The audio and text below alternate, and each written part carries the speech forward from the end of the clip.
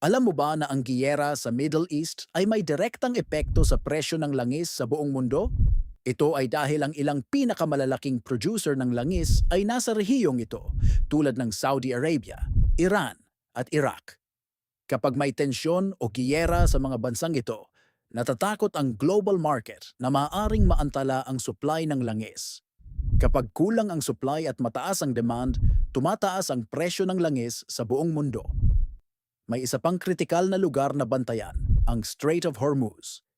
Dito dumadaan ang malaking bahagi ng oil supply ng mundo. Kapag naapektuhan ang rutang ito dahil sa tensyon o giyera, maaaring biglang tumaas ang presyo ng langis. At dahil umaasa sa imported fuel ang Philippines, ramdam agad natin ang epekto nito. Kapag tumaas ang presyo ng langis sa world market, tumataas din ang presyo ng gasolina at diesel sa bansa. Pero may isa pang dahilan kung bakit mas nagiging mahal ito, ang buwis. Sa ilalim ng train law, may excise tax na ipinapataw sa gasolina at diesel. Bukod pa rito, may 12% VAT or Value Added Tax na dagdag sa presyo ng petrolyo.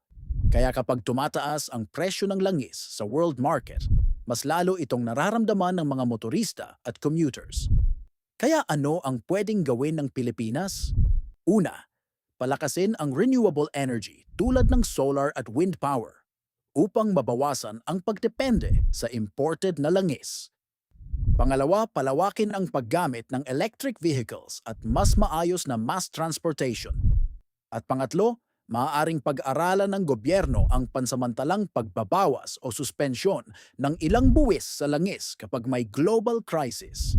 Dahil sa panahon ng giyera, mahalaga na may alternatibo ang bansa sa enerhiya. Dahil sa hinaharap, ang tunay na seguridad sa enerhiya ay hindi lang sa langis, kundi sa mas malinis at sustainable na sources.